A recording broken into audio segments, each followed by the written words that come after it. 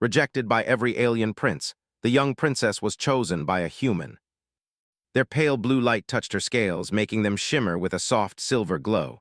Silver, not gold. That was the problem. That had always been the problem. In the Ithori Empire, royal blood showed itself through golden scales. Every emperor, every empress, every prince and princess for 10,000 years had worn scales of brilliant gold. It was the mark of divine favor. It was proof of noble genetics. It was everything. And Viella had been born with silver. The palace doctors had checked her blood 100 times. She was indeed the daughter of Emperor Corvath and Empress Melanie. There was no mistake about her parentage, but something in her genetics had gone differently. Instead of gold, her scales had grown in pale silver like moonlight instead of sunlight. Her mother had wept when she first saw her daughter, not from joy, from grief. "She will never find a match," Empress Melanie had whispered. "No noble house will accept her." Now, at 23 years old, Viella had been rejected by every suitable prince in the known galaxy. She turned away from the window and walked slowly through the empty hall. Her footsteps echoed against the marble floors.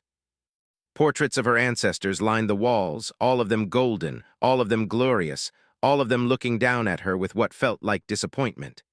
"You are thinking too much again," said a gentle voice. Viella looked up to see her nursemaid, old Thessaly, standing in the doorway. The elderly Ithori woman had cared for Viella since birth. Her own scales had faded to a dull bronze with age, but her eyes were still sharp and kind. "I am thinking the appropriate amount," Viella replied, "given the circumstances." "Insufficient." "That makes 15 rejections," Viella said. "The Zithrani prince said I was aesthetically insufficient. The Vorelian heir said I was genetically unworthy. The K-Chathai princeling did not even speak. He just looked at me and walked away. Every noble species in the Galactic Council has now rejected me," Viella continued. "There is no one left. I am 23 years old, and I will spend the rest of my life as a political embarrassment to my father." The old woman took Viella's hand in her own. "You are not an embarrassment," Thessaly said firmly. "You are intelligent, kind, and stronger than any of those princes deserved. They are fools, all of them. And I am a princess with silver scales and no future." A summons to her father's private study was unusual. Emperor Corvath was a busy man, ruling an empire that spanned 40 star systems. He loved his daughter, but he rarely had time for personal conversations. "Perhaps he wants to discuss your future," Thessaly suggested. "What future?" Viella asked bitterly. But she stood and followed the servant through the winding corridors of the palace. Emperor Corvath's private study was a small room compared to the grand chambers where he conducted official business. The walls were lined with actual paper books, a rare luxury in an age of digital information. A window looked out over the palace gardens, where plants from 100 worlds grew in carefully controlled environments. The emperor himself sat behind a simple wooden desk.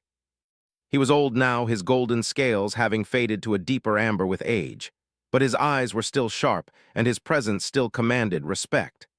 "Viella," he said, gesturing for her to sit. "Thank you for coming so quickly. I am sorry. By species that judge worth based on appearances rather than character. I have negotiated with every noble house in the Galactic Council. I have offered trade agreements, territorial concessions, military alliances. And every single one of them has rejected you because of something as meaningless as the color of your scales. Because she assumed that the noble houses were the only option. 3 years ago, a new species achieved galactic recognition. They call themselves humans. They come from a small planet called Earth in a distant arm of the galaxy. They were the newest species to join the galactic community, and they had been the subject of much curiosity and some mockery. "I have read about them," she said carefully. "They are unremarkable by galactic standards, no telepathy, no natural armor, no elemental abilities. Short-lived, physically fragile. Images appeared in the air, humans of various types engaged in various activities. Viella watched with polite interest. In the 3 years since first contact, Corvath said, humans have established trade relationships with 47 species. They have built colonies on 12 worlds, including several that were considered uninhabitable. They have resolved 3 territorial disputes that had lasted for centuries. And they have done all of this without any of the natural advantages that other species possess. She saw them building structures and growing crops in conditions that would kill most species. How, she asked, if they have no special abilities, how do they survive? And the answer is fascinating. They adapt. They persist. They refuse to give up. Where other species rely on natural gifts, humans rely on determination and creativity. 3 days ago, I received a formal courtship inquiry from the human government. Their ambassador wishes to enter negotiations for a potential marriage alliance with the Ithori Empire. Father, she said slowly, are you suggesting that I marry a human? He has specifically requested the opportunity to court you. Viella, when I told him about your scales, about the rejections, about everything, do you know what he said? And he said that he would be honored to meet you. She thought about spending her life alone, a failure in the eyes of the galaxy, and then she thought about a species that called silver precious. When does he arrive? She asked quietly. In 3 days, her father replied. Viella nodded slowly. She did not know what to expect from this human. She did not know if he was sincere or simply desperate for a political connection. She did not know if he would look at her and see what everyone else saw. But for the first time in many years, she felt something she had almost forgotten. Hope. The 3 days passed slowly for Princess Viella. She spent most of her time in the palace library, reading everything she could find about humans. There was not much information available. The species was still new to galactic society, and most of what had been written about them was dismissive or mocking. Fragile bipeds with no natural defenses, one scientific journal stated. Average lifespan of only 80 to 100 years, no telepathic abilities. No enhanced senses, no elemental manipulation. It remains unclear how this species survived long enough to develop space travel. A third called them surprisingly aggressive for such a weak species and warned other civilizations to be cautious in dealings with them. Viella found none of this particularly helpful. She wanted to know what humans were really like, what they valued, how they thought. What kind of man this Commander Ethan Cole might be. On the morning of the 3rd day, Thessaly helped her prepare for the meeting. The old nursemaid selected a formal gown of deep blue fabric that complemented Viella's silver scales. You look beautiful, Thessaly said, adjusting the gown's collar. I look nervous, Viella replied, studying herself in the mirror. That too, but beautiful nonetheless. A palace guard announced that the human delegation had arrived and was being escorted to the reception hall. Viella took a deep breath. This was it. Another prince, or in this case a human commander, coming to judge her, to evaluate her worth, to decide if she was acceptable. She was so tired of being evaluated. Remember, Thessaly whispered as Viella walked toward the door, you are a princess of the Ithori Empire. You have nothing to prove to anyone. The reception hall was one of the grandest rooms in the palace. Golden pillars reached toward a ceiling painted with scenes from Ithori history. Crystal chandeliers cast rainbow light across the marble floors. It was designed to impress visitors with the power and wealth of the empire. Emperor Korvath stood near the throne, surrounded by advisors and guards. Viella took her place beside him, keeping her expression carefully neutral. The great doors opened. She had expected a large delegation. When alien princes visited, they brought dozens of attendants, servants, and guards. They arrived with displays of their species' power and superiority. The Vorelian heir had brought 100 soldiers. The Zithrani prince had arrived with a personal orchestra. The human delegation consisted of 12 people. They walked into the hall with quiet confidence. No elaborate displays, no shows of force, just 12 people in simple gray uniforms, moving with disciplined precision. At the front of the group walked a single man. Commander Ethan Cole was not physically impressive by galactic standards. He was tall for a human, but still shorter than most Ithori. His skin was a warm brown color, his hair was cut short and black, and his eyes were a deep shade of brown that seemed almost gold in certain light. He had no scales, no natural armor, no visible weapons. He looked soft and vulnerable compared to the alien princes who had come before him, but there was something in the way he carried himself, something in the steadiness of his gaze. He walked like a man who had nothing to prove and nothing to fear. The delegation stopped at the appropriate distance from the throne. Commander Cole placed his right hand over his heart and bowed his head respectfully. Emperor Korvath, he said, his voice was calm and clear. Thank you for receiving us. The people of Earth are honored by your hospitality. We are pleased to host representatives of humanity. He answered every question with intelligence and respect. He did not boast about human achievements. He did not make demands or threats. He simply spoke as one equal to another. This was unusual. Most visiting dignitaries spent the formal reception trying to establish dominance. They bragged about their military power, their technological advances, their genetic superiority. They wanted everyone to know how important they were. This human seemed content to simply be present. Finally, the formal reception ended. According to tradition, it was now time for the suitor to officially request permission to court the princess. This was usually the moment when alien princes would list their qualifications and demand that Viella present herself for inspection. Commander Cole stepped forward. He looked not at the Emperor but directly at Viella. "Princess Viella," he said, "I understand that tradition requires me to request your father's permission to court you, and I will follow that tradition out of respect for your customs. But I also believe that you are the one whose permission truly matters. I have no interest in a courtship that feels like an obligation." Viella found herself at a loss for words. She stopped, collected herself, and tried again. "That is a very unusual request, Commander. One of them is that we believe people should choose their own paths." They had looked at her and seen a defective product. They had evaluated her like merchants examining damaged goods. Not one of them had asked what she wanted. "Very well, Commander Cole," she said slowly. "I am willing to spend time with you. But I choose the terms. Not as a princess performing for an audience."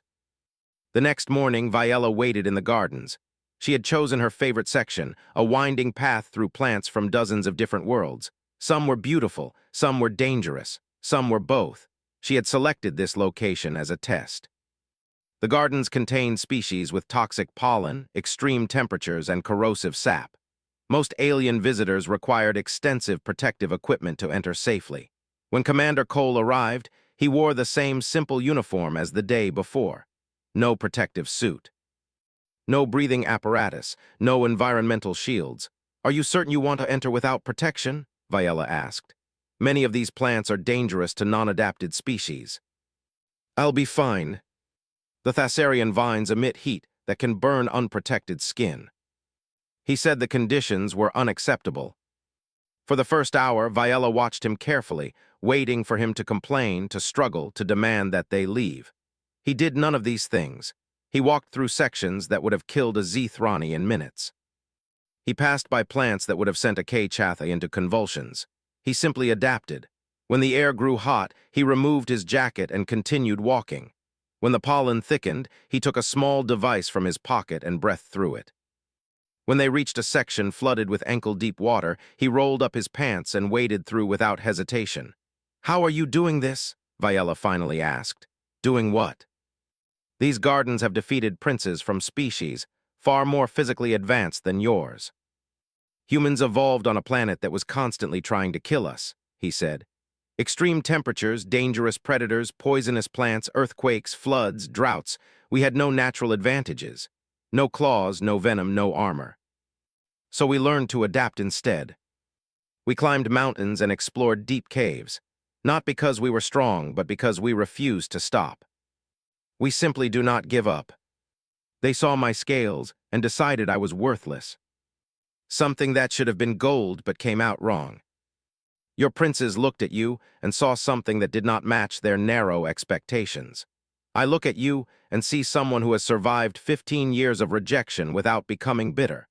Someone who still has kindness in her heart, despite being treated with cruelty. Someone whose worth cannot be measured by the color of her scales. "Please," he replied with a gentle smile, "call me Ethan." 2 weeks of walks in the gardens, long conversations in the library, and quiet dinners away from the formal court. 2 weeks of Viella slowly learning who Ethan Cole truly was. He told her about Earth, about blue oceans and green forests, about cities that touched the sky and villages nestled in mountain valleys. He told her about human history, the wars and the peace, the failures and the triumphs, the long, slow climb from caves to stars. "We are not a perfect species," he admitted one evening as they sat in the observatory, watching distant galaxies spin through the darkness. "We have made terrible mistakes. We have hurt each other in ways that still shame us, but we keep trying to be better. That is what defines us, I think, not our successes, but our refusal to stop trying. She had spent so many years building walls around her heart, so many years protecting herself from disappointment. Now those walls were beginning to crack. One afternoon, they walked through the palace sculpture garden. Ancient statues of Ithori heroes stood among flowering trees.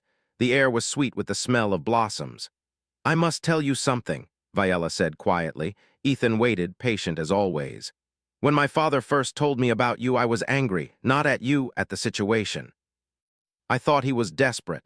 I thought he was willing to marry me to anyone, even a species that the galaxy considers primitive. Now I realize that I was wrong, not about my father's desperation, he was desperate, but about what that desperation led to." He reached out and took her hand gently. His skin was warm against her scales. "Viella, I came here expecting a political arrangement, a marriage of convenience between two civilizations, but you have become something more to me. Something I did not expect. Such a complicated feeling. I think," she said slowly, "I might be falling in love with you too." The first blast came from somewhere to their left, a bolt of bright plasma energy that struck one of the statues and shattered it into 1,000 pieces. Stone fragments flew through the air like deadly rain. Ethan moved faster than Viella would have thought possible. He pulled her down behind a large pedestal, shielding her body with his own. More blasts followed, scorching the air where they had been standing moments before. "Stay down," Ethan commanded. His voice had changed. The gentle man she had been walking with was gone. In his place was a soldier, alert and focused. Viella pressed herself against the pedestal, her heart racing. She could hear shouts in the distance, the sounds of running feet, more weapons firing. "What is happening?" she gasped. "Assassins." Ethan peered around the edge of the pedestal, assessing the situation. "At least 6 shooters, maybe more. They have us surrounded." She saw 3 palace guards lying motionless on the ground near the garden entrance. Their golden armor was scorched and broken. "They hit the guards first," Ethan said grimly. "This was planned." They could not stay here, the cover was failing. "Can you run?" Ethan asked. "Yes." "You have no weapon, no armor, you cannot fight them." She did not understand what he planned to do, but she looked into his eyes and saw something there, a certainty, a determination that went beyond mere confidence. "Yes," she said, "I trust you." She sprinted toward the east pavilion, her legs pumping, her heart pounding. Behind her, she heard Ethan shout something, a challenge, a distraction. She heard weapons fire. She heard the sounds of combat. She did not stop. She did not look back. She reached the pavilion and threw herself behind a thick column. Only then did she turn to see what was happening.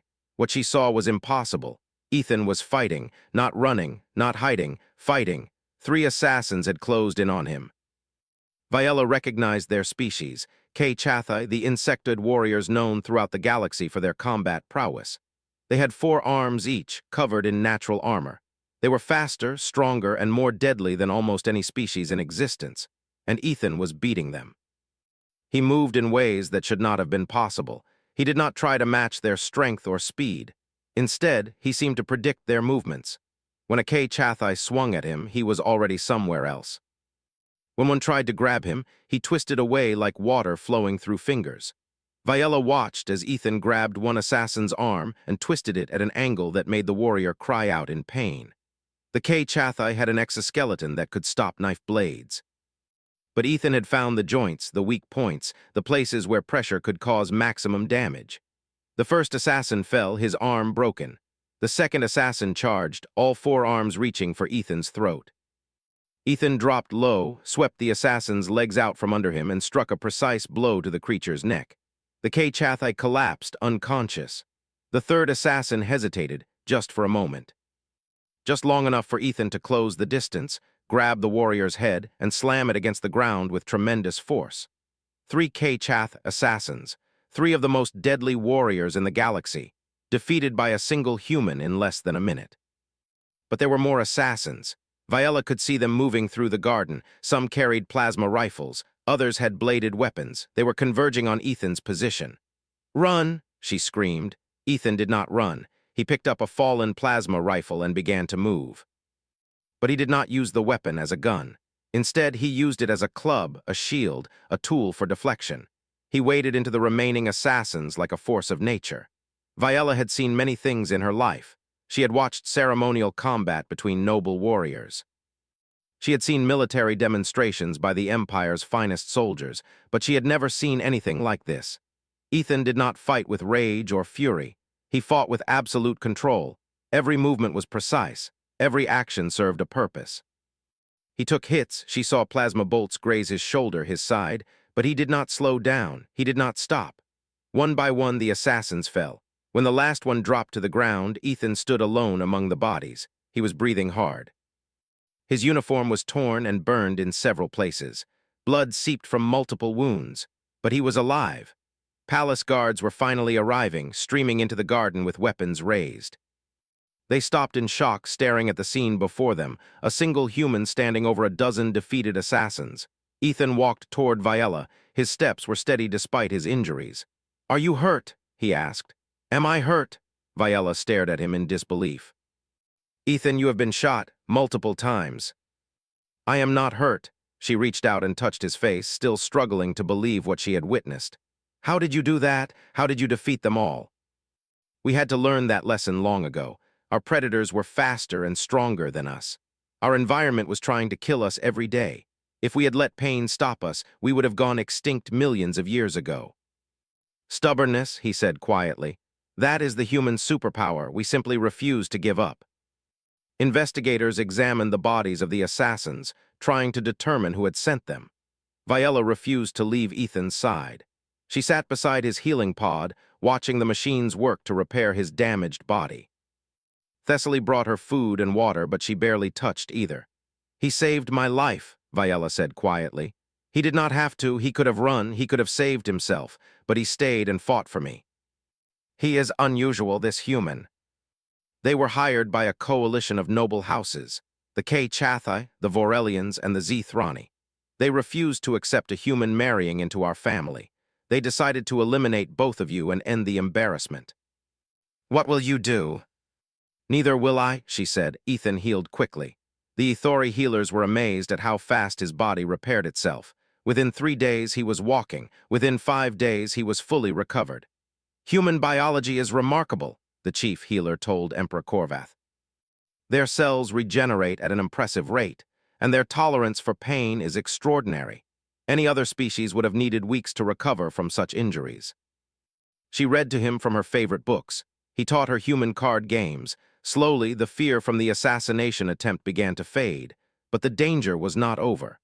On the 7th day after the attack, a formal message arrived at the palace. It carried the seals of 3 noble houses, the Chathai Dominion, the Vorelian Empire, and the Zithrani Confederation. Emperor Korvath read the message in silence. His face grew darker with every line. "What does it say?" Viella asked. The emperor handed her the document. She read it aloud, her voice growing colder with each word. "To the Ithori throne, we, the undersigned noble houses, formally invoke the trial of ascendancy. As decreed by ancient galactic law, we challenge the worthiness of the suitor known as Ethan Cole of Earth. He must prove himself through 3 tests designed by the challenging parties. Should he fail any test, the betrothal will be legally annulled and the suitor permanently banished from Ithori space. They failed to kill us, so now they use the law. I cannot refuse it without starting a diplomatic crisis. You must move a sacred obelisk that weighs 3 tons. They claim it is a measure of physical worthiness. In truth, it is designed to be impossible for any species without K-Chath-level strength. The Vorelians have designed a test of intellect. You must solve a mathematical proof that their greatest minds have worked on for 40 years. They call it the theorem of infinite regression. No one has ever solved it. It subjects the occupant to blinding light, deafening sound, extreme temperatures, and sensory overload. Most species cannot last more than 2 hours without permanent damage. They are death sentences. His expression was thoughtful, not frightened. "When do the tests begin?" he asked. "Ethan, you cannot be serious," Viella said. "These challenges are impossible. They have been specifically designed to destroy you." "Viella, do you remember what I told you in the gardens? About human persistence. I did not fall in love with you just to walk away when things got difficult. Every day of human history, my ancestors faced death and found ways to survive. He squeezed her hands. "Trust me, I will find a way." But she saw the determination in his eyes, and she remembered the man who had defeated 12 assassins without a weapon. "I trust you," she said quietly, "but I am terrified. And knowing that you care gives me something worth fighting for." The first test took place 3 days later. The HFY had transported their sacred obelisk to a ceremonial arena on a neutral space station. Thousands of spectators gathered to watch. Holographic cameras broadcast the event across the galaxy. The obelisk was massive, 3 tons of solid stone carved with ancient HFY symbols. It stood in the center of the arena like a monument to impossibility. The HFY representative, a warrior named Thrassix, addressed the crowd. "The test is simple," he announced. "The human must move the obelisk from its current position to the marked circle 10 meters away. He may use only his physical body. No machines, no tools. No assistance." He looked small compared to the massive stone monument. Viella watched from the royal observation box, her hands clasped tightly together. "He cannot do this," whispered one of her father's advisors. "No human is strong enough. Watch. Perhaps he wishes to surrender now." He worked methodically, creating a shallow trench along one side of the stone. "What is he doing?" someone asked. Ethan did not answer. He found several long, flat stones in the arena, decorative pieces that had been placed there for aesthetic purposes. He positioned them carefully in the trench he had dug. Then he found a longer piece of debris, a broken ceremonial staff that had been discarded near the edge of the arena. He wedged it under the base of the obelisk, using the flat stones as a fulcrum. The crowd fell silent. They were beginning to understand. Ethan pushed down on the staff. The obelisk shifted, just slightly, just a few centimeters, but it moved. "He is using leverage," Viella breathed. "He is not trying to lift it directly, he is using simple physics." He repositioned the staff, adjusted the fulcrum, and pushed again. The obelisk moved further, then again, and again. Slowly, centimeter by centimeter, the massive stone began to travel across the arena. The HFY were stunned. This was not how the test was supposed to go. The human was not supposed to think his way through the problem. He was supposed to try lifting the stone with his muscles and fail, but Ethan had not tried to match HFY's strength. He had used something they had overlooked: intelligence. After an hour of methodical work, the obelisk reached the marked circle. Ethan straightened up and faced the crowd. "The obelisk has been moved," he said simply. "The test is complete." The HFY delegation argued that this was not within the rules, but the judges were forced to admit that Ethan had followed the letter of the law. He had used only his physical body. He had not used machines. The stones and staff had been present in the arena. They were not outside tools. The first test was passed. The second test came 1 week later. The Vorelians presented their impossible theorem on a massive holographic display. Equations filled the screen, complex mathematical concepts that made Viella's head spin just looking at them. "This theorem has occupied our greatest minds for 4 decades, the Vorelian representative announced. "It is considered unsolvable by conventional methods. The human has 24 hours to produce a valid solution." With only 6 hours remaining, Ethan requested a single sheet of paper and a writing instrument. The items were provided. He worked in silence. The cameras watched, but no one could see what he was writing. With 2 hours remaining, Ethan emerged from the room. He walked to the panel of Vorelian judges and placed his paper before them. The judges examined his work. Their expressions changed from condescension to confusion to shock. This is not possible," one judge stammered. "What is it?" another asked. The chief judge spoke slowly, as if struggling to believe his own words. "He has not solved the theorem in the traditional sense. He has proven that the theorem itself is based on a flawed premise. The equation contains a logical contradiction that makes it unsolvable by design. No one noticed this flaw because everyone assumed the theorem was valid. He has shown that we spent 40 years trying to solve something that was never meant to be solved. And a human had been the one to expose it. The second test was passed. The third test was the most dangerous. Viella stood outside the Zithrani ritual chamber, watching as Ethan prepared to enter. The chamber was a nightmare designed to break the mind and body of anyone inside. 12 hours, the Zithrani representative said with cold satisfaction. No species outside our own has ever survived more than 3 hours. Your human will be destroyed." Then he walked into the chamber, the doors sealed behind him. The next 12 hours were the longest of Viola's life. She could not see inside. She could not communicate with him. She could only wait and pray to every god she had ever heard of. When the 12 hours ended, the doors opened. Ethan walked out. He was exhausted. His face was pale and covered in sweat. His body trembled with fatigue, but he was alive. He was conscious. He was unbroken. "How?" the Zithrani representative demanded. "How did you survive?" "We learned to endure." The news of Ethan's victory spread across the galaxy like wildfire. Every news channel, every communication network, every social platform carried the same incredible story.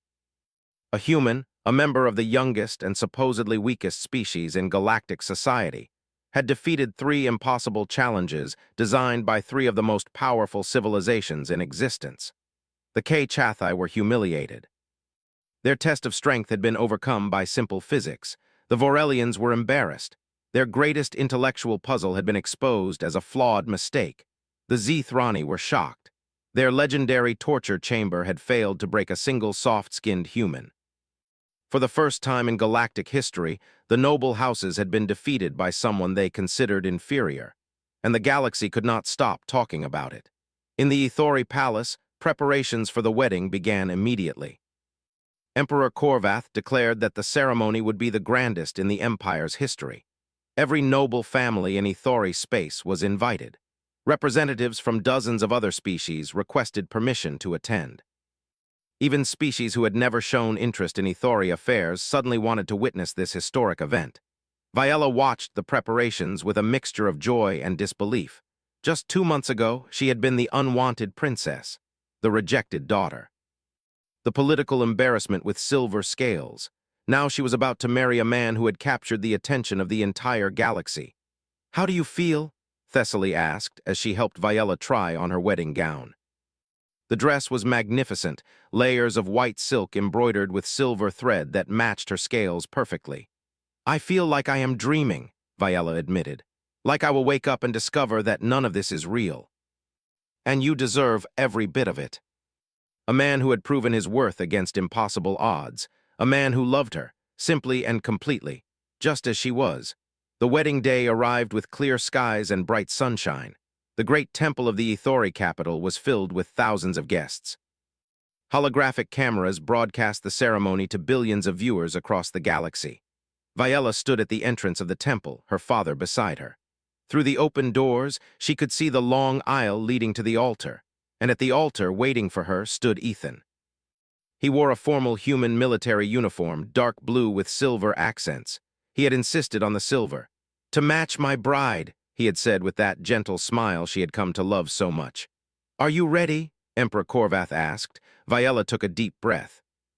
"I have been ready my entire life. I just did not know it until now." The blend was unusual but beautiful, just like their union. As Viola approached the altar, she saw the faces in the crowd. Many were supportive, Ithori nobles who had come to respect the human who had saved their princess. Representatives from minor species who saw this wedding as a symbol of hope. Common citizens who had traveled great distances just to witness history, but some faces were cold. The Chathi delegation sat in rigid silence, their compound eyes impossible to read. The Vorelian representatives wore expressions of barely concealed contempt. The Zithrani ambassador looked like he had swallowed something bitter. Viola did not care. Let them watch. Let them witness what their rejection had led to. She reached the altar and took Ethan's hands. His grip was warm and steady. His eyes were filled with love. The ceremony began. Ithori wedding traditions were long and elaborate. There were prayers to ancient gods. There were blessings from temple priests. There were ritual exchanges of gifts and promises. Through it all, Ethan stood patient and attentive, following each custom with genuine respect. When it came time for the traditional vows, the head priest turned to Ethan. "In our tradition," the priest explained, "the suitor must speak of what he offers to his bride." "What gifts do you bring to this union?" They had treated the moment like a business transaction, but Ethan was not like the others. He had proven that again and again. He turned to face Viola directly. When he spoke, his voice was clear and strong enough for everyone to hear. I do not offer you genetic superiority, he said. By galactic standards, humans are unremarkable. We have no telepathy, no natural armor, no special powers. We are soft and fragile and short-lived. But I offer you something that I believe is more valuable than any of those things. I will be your ally in times of trouble and your companion in times of peace. I will never abandon you. I will never betray you. I will stand with you against any enemy, any obstacle, any challenge that life puts in our path. I will share my fears as well as my hopes. I will let you see me as I truly am, imperfect, uncertain, but always trying to be better. Not because of your status or your empire, but because of who you are, because your kindness inspires me, because your strength amazes me, because your heart is the most beautiful thing I have ever encountered in all my travels across the stars. I know that I am not what the galaxy expected for you, Ethan continued. I know that many here believe humans are unworthy of standing among the great species, but I also know that worth is not measured by the standards others impose. Worth is shown through actions. Through sacrifice, through love. They rejected her because she did not match their narrow expectations of perfection. They could not recognize the extraordinary courage of a woman who endured 15 years of rejection without becoming bitter. They could not appreciate the intelligence, the grace, the compassion that shine from her every action. They designed their tests to destroy me. They wanted to prove that humans are weak, primitive, unworthy, but they failed to understand something fundamental about my species. We do not measure intelligence by processing speed. We measure it by creativity. We do not measure endurance by physical resistance. We measure it by the refusal to surrender. Humanity has faced ice ages and plagues. We have survived wars and famines. We have climbed out of caves and reached for the stars. Every time the universe told us we could not succeed, we found a way. Every time we were pushed down, we stood back up. Someone who will spend every day of his life trying to deserve her. Someone who considers himself the luckiest man in the galaxy to stand beside her today. The temple erupted. Some guests leaped to their feet, cheering and applauding. Others sat in stunned silence, moved by words they had never expected to hear. The HFY delegation stood and walked out, unable to bear the humiliation. The Vorelians followed moments later. The Zethrani ambassador remained seated, his face unreadable. But dozens of other species rose in ovation. Minor civilizations that had been dismissed and belittled by the great powers. Species who understood what it meant to be underestimated. They saw in this moment a symbol of something larger than a simple wedding. They saw hope. The ceremony concluded with the exchange of rings, a human tradition that Ethan had requested. Simple bands of silver matching Viella's scales. With this ring, he said, sliding it onto her finger, I promise you forever. By the authority of the ancient traditions and the blessing of the gods, I declare this union complete. May your partnership bring peace to the galaxy and joy to your souls. The celebration lasted for 7 days. Feasts and festivals filled the capital. Citizens danced in the streets. Messages of congratulation arrived from hundreds of worlds, but the true impact of the wedding would not be understood for years. The Human-Ethori alliance became the most significant political force in the galaxy. Other minor species, inspired by what they had witnessed, began forming their own alliances. The dominance of the old noble houses slowly crumbled as new powers rose. Viella, once considered a failed princess, became known as Empress Viella the Unifier. Under her leadership, the Ethori Empire opened its doors to all species, regardless of their perceived status. She created laws protecting those who were different. She built schools teaching that worth came from character, not genetics. And beside her, every step of the way, stood Ethan. He became the first human to hold noble rank in Ethori society. He served as a bridge between civilizations, using his understanding of both human and galactic cultures to forge connections that had never existed before. He trained a new generation of diplomats and warriors who believed in persistence over power. Together they raised 3 children. Each child had scales of different colors, one gold, one silver, one a blend of both. Viella loved them all equally, and she made sure the galaxy knew that differences were not defects. They were treasures. Years later, when historians wrote about the great changes that transformed galactic civilization, they always returned to the same moment. The same wedding. The same speech. The moment when a human stood before the galaxy and reminded everyone what true strength really meant.